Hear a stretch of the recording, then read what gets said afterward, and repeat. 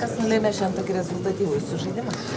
Nu, nekiškai. Pirmą mes labai gerai pataikėm, kaip komanda, nežinau procentų, bet galim sakyti, tie toli metimai šiandien pataikėm ir galbūt šiek tiek sėkmės, nes tikrai tokių buvo momentų, galbūt ar turim prarast kamuolį, ar kažkas blogai vyksta, bet mum rankose laisviem atsiranda kamuolys ir mes išnaudojam tą, tai sakau, šiek tiek sėkmės.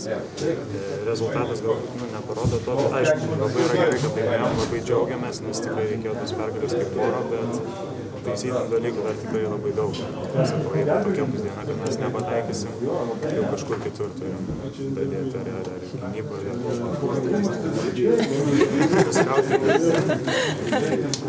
Ar trenerio pasikeitimas kažkiek įtako žaidimą? Mes einam kaip jūs kalbate.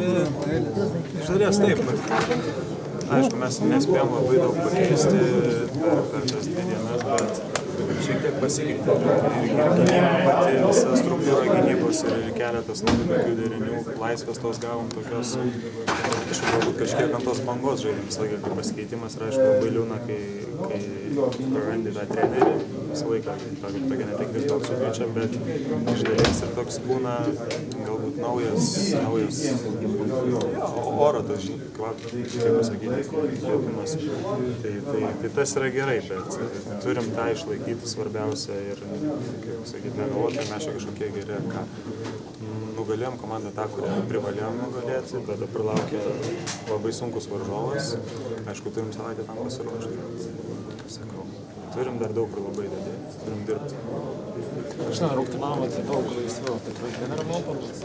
Taip, tai kaip sakiau, šiek tiek tos keli nauji deriniai buvo įdiegti ir ta tokia daugiau žaidimo laisvė. Tai tikrai kažkiek tas davė. Šiandien pataikėte dar, jūs 16 tritaškų.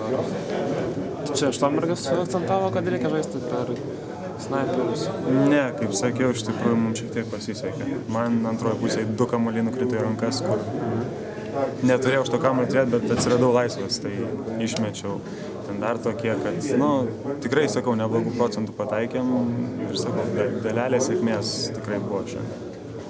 Kokias išvadas padarėt gynyboje, sakykime, palyginus, ypač kai Štomberas atėjo, ką jis maždaug akcentavo labiausiai? Tai išvadas, tai čia sunku sakyti išvadas. Išvados tos, kad mūsų gynyba nebuvo tokia gera, kokios mes norėjom. Ir dabar galbūt nebuvo gera, aišku, buvo tikrai geriau, nes leidom 60 prieš kelis taškus jam įmest. Bet esmė ta, kad mes iš dalies pakeitėm tą visą gynybos sistemą. Ir galbūt tai šiek tiek atsipirko.